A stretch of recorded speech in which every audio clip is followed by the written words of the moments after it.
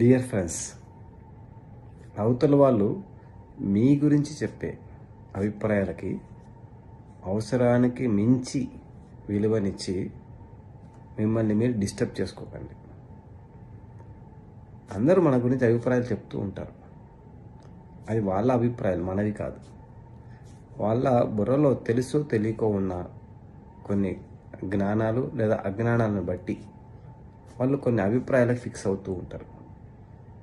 అది మనకు ఏమాత్రం సంబంధించిన విషయమే కాదు. సో అవసరానికి మించి మనం వాటికి ఇంపార్టెన్స్ ఇస్తూ పోతే మనల్ని మనం డిగ్రేడ్ చేసుకున్న వాళ్ళం అవుతాం.